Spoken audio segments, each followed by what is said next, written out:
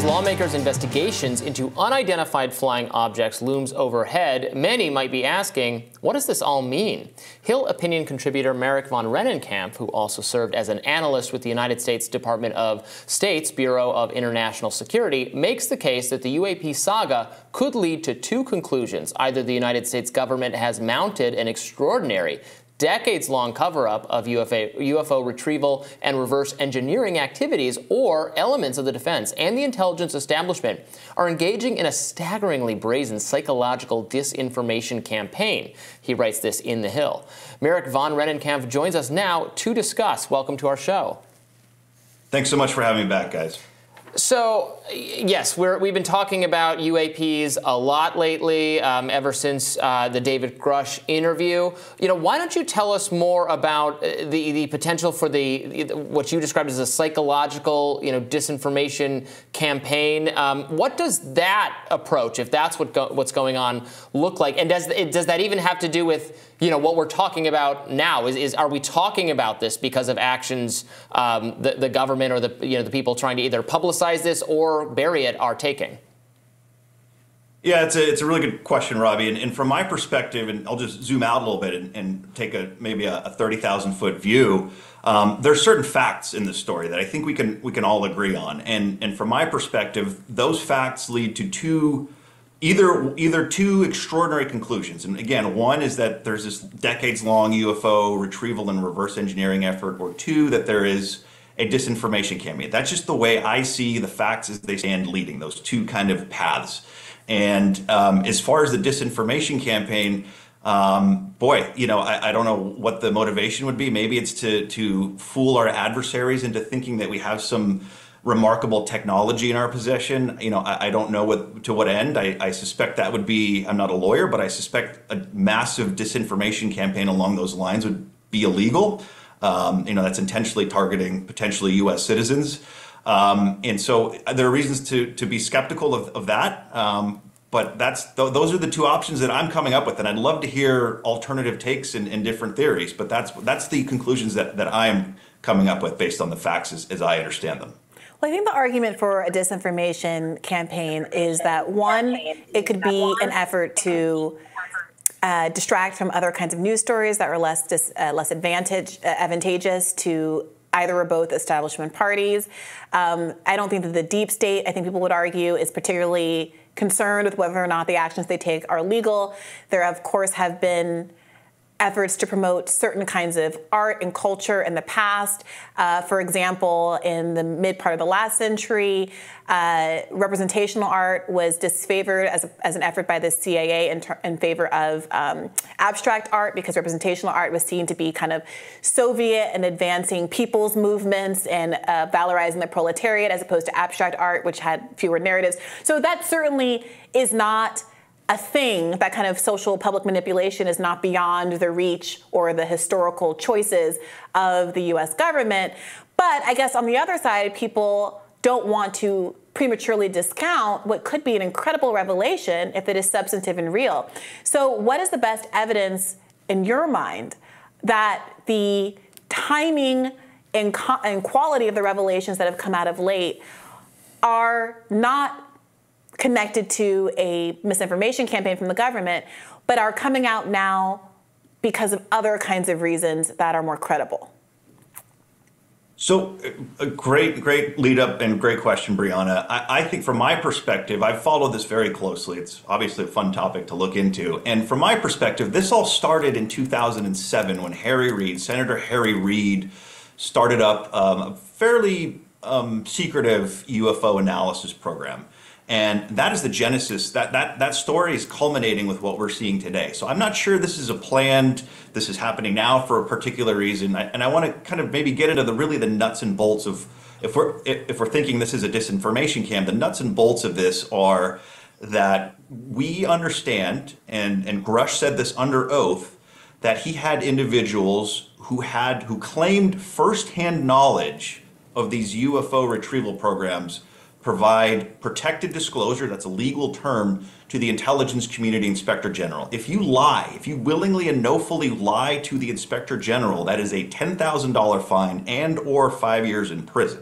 maximum sentencing, right? So if these individuals are, in fact, part of a disinformation camp, they are willfully and knowingly opening themselves up to major legal jeopardy by testifying to having firsthand knowledge to the Inspector General.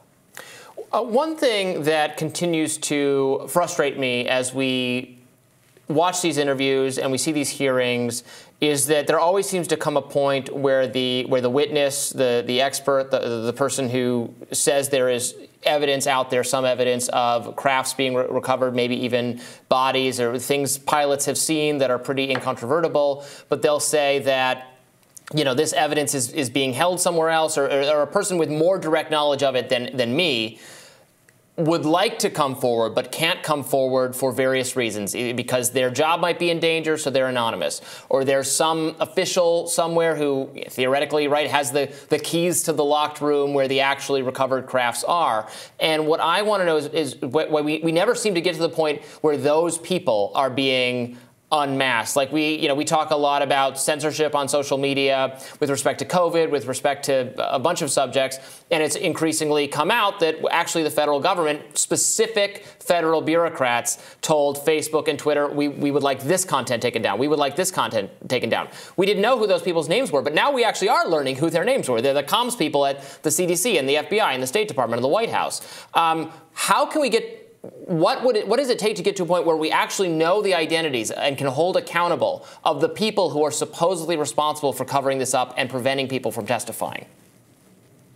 Robbie, the evidence question and what you're alluding to is the key here. And what I would say, number one, is that Senator Rubio, vice chairman of the Senate Intelligence Committee, who has worked very closely on this issue, has said that individuals fear for their lives if they come forward. So there's that. There's that potential hindrance to people coming forward openly at this point. I think maybe we'll see more happening. I've seen some chatter that the Senate will hold hearings that will have additional witnesses that may, I don't know this for a fact, may have firsthand knowledge. But I want to be very clear.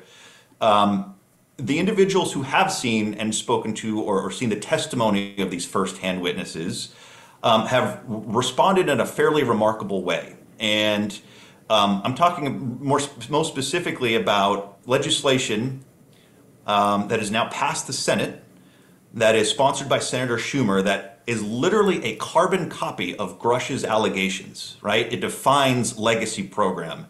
It mandates eminent domain, so the government seizure of any recovered and retrieved UFOs and any bodies, alien bodies, they call it biological evidence of non-human intelligence. That is in federal legislation that has passed the Senate.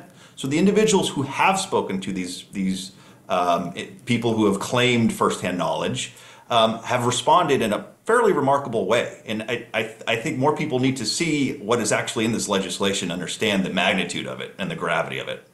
I do hear that. I would also just point out that, for example, after the Warren Commission investigated JFK's murder, they were supposed to release those files, the last of them, by 2017. We're still waiting on that to happen.